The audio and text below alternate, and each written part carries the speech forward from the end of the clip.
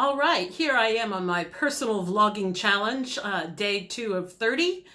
And I wanted to talk tonight about information literacy and in context of how I'm planning to set up some businesses for myself. So, first of all, what is information literacy? We know what literacy is, right? It means you can read and you can comprehend. Well, information literacy, as defined by the Australian Library Industry Association, and shout out to you Bookchooks, I think it's a great definition. It talks about the importance of people from all walks of life that are empowered to effectively be able to seek, evaluate, use, and create information. They talk about it being vital to a national and global culture, economy, and democracy, and describe it as a basic human right, that people understand how to seek, evaluate, use, and create information and apply that knowledge to their personal, social, economic, vocational, educational lives. All the things they are, all the things that they need to do in their life, they need to be able to use information effectively. And in this age of fake news, we all know that right now a lot of people are thinking about information literacy, probably for the first time in a very long time, in terms of the rapidity with which false information is spread, how people are getting hoodwinked, whether it's on dating sites, whether it's on scams online or offline, whether it's just fake news circulating around Facebook or what have you. So the reason why this came to mind as a topic I wanted to discuss and what I'm thinking about is one of the ways I want to make money is using YouTube. And one of the ways that you can make money on YouTube is to research what products people are looking for, what are they buying in Amazon, then to buy the product, use it, and if you like it, give an honest evaluation of why you like it, and then provide an affiliate link down in the comments. So in a way, what I'd be doing is I'd be doing an infomercial. So the question I'm asking myself is, in order not to contribute to the BS that's floating around the internet, how can I create videos that will help me to make money? Because I want to make money. I want to dig myself out of debt. I don't have a lot of debt, but I have enough that I want to get rid of it, and I want to be able to invest in my retirement, and I want to be able to travel. So to make that extra money, I want to do these YouTube videos. I want to be credible about it, and I want to respect people's developing information literacies in terms of discerning the information source that is me. So I'm definitely going to state in the video that the links are affiliate links, and basically say, if this video was helpful, if it helped you make a buying decision, if you click on a link in the description, that will take you to Amazon, and if you buy something, I'll get a little bit of a commission, and that's your way of saying thank you to me for the video. I think that's a good balance, but I'm still sort of working on that, and I'd be interested in hearing what you think about that, if you feel like I was just, being a commissioned salesperson. But I wouldn't sell anything I didn't like. I wouldn't make videos about things I wouldn't like. For instance, I'm going to make a video in future about my Fitbit Versa watch because I love it. And I want to make a video about my phone and my microphone. But these are all things that I've bought and I've tried and I've liked. Whether I should also make videos about things I try and I don't like, hey, maybe I should.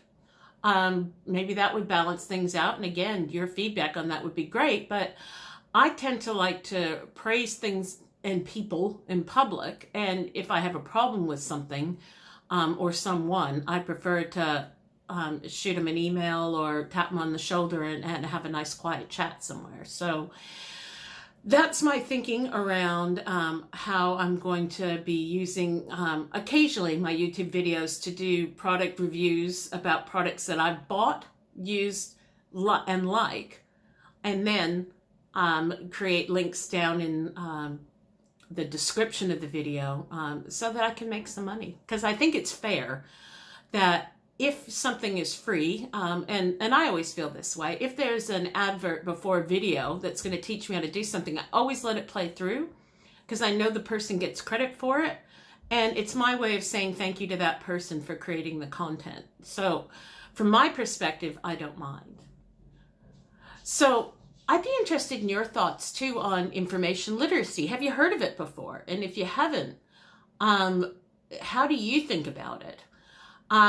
I tend to, when I teach information literacy, when I've talked about it with people before, I hearken back to the notion of credible sources, triangulation, and original sources. So a credible source, that's somebody that doesn't have a stake in whether or not I do something. So that was one of the things that spoke to me, because if I review a product I like, I'd kind of like you to click on the link so you'd buy it. So does that make me a non-credible source? Or does it make me a biased source if I'm explaining to you that that link is going to help me make money? So there's credible sources. So whenever you get something, a piece of information that you're not sure about, or, sounds really mind-blowing, the first thing to ask is, does the source have a stake in me believing a certain way? And if they do, then go off and do some research. Look for other sources, other types of sources. I lean a particular way when it comes to social justice issues and things, but if I get something that challenges my thinking, I don't immediately dismiss it. I look at the source, and then I look at other sources. I try to look at moderate sources and sources on both sides of the question to try and get a well-rounded sense of what's going on. It might be an old saying in journalism, if somebody's saying it's raining and someone else is saying it's not, you don't have to present both sides of the picture. Go open the window and look for yourself. And to a certain extent, yeah, that's true. But when it comes to an issue that I can't just open the window and look at, then all I have are information resources. So figuring out if someone has a stake in me believing something is my first step. The second step is, if that person or source is incorrect, what accountability do they have? What's the consequence for them? And if the answer is none, really, it's Fred's blog, then again, challenge that, question that resource every time. Every time someone does not have accountability if something is right or wrong. So those are the two biggies. And the third one is what's being said on multiple different websites, or what are multiple experts saying about a particular thing. That's essential. Because you might hear something and it sounds a bit off, but if it's pretty much being reported across the board on credible, accountable websites, then it's something that is worth considering and worth challenging your thinking on. Finally, going back to the original source. Now, I've run into this a few times. It's quite interesting where people will, I read a quote, and I won't say what it was because I don't want to embarrass anybody involved, that had a high percentage of people who believed a certain thing. And I traced back, there were 3 or 4 different articles that said it, and they seemed to be credible sources, but it all tracked back to one site, quoting one study. And when I looked at the study, it's not really what the study said. It was one interpretation of the study. So going back to an original source is the third thing to do when you are confronted with information that either challenges your thinking or seems really out there or incredible. So the 3 things are make sure the source is credible, make sure the source is accountable, make sure other people are saying it. Actually, that's 4. and go back to the original source of information wherever you can. It's why Wikipedia is not an information source. It's a starter. It's a jump off. The best part about Wikipedia, and the founder of Wikipedia, Jimmy Wales, said this. I had the opportunity to hear him talk in person. He said it himself. Don't use any encyclopedia as an information source. And in Wikipedia's case, look down at the bottom of the page. If you scroll down to the bottom part of a Wikipedia article, look at the sources and jump off to those and follow through with those. And if they're quality resources, and there's quite a few of them, then you can feel pretty confident that the summary, the essentialized information in the Wikipedia article, you're on fairly solid ground with it. But again, if it comes back and it's Fred's blog, or it's some bizarre religious cult, or some far left or right political group, then you've really got to question it and do some more digging. Anyway, that's my random thoughts today on information literacy, credibility, and how I should position myself going forward with my businesses. I realize that's kind of a grab bag of things, but I think they all come together. Well, I'm reasonably sure they all come together. At least they have been for me. And if you have the time to comment, I'd really appreciate hearing what you have to say. If you haven't yet, please subscribe to my YouTube channel. I think there's a subscribe button one side or the other down there.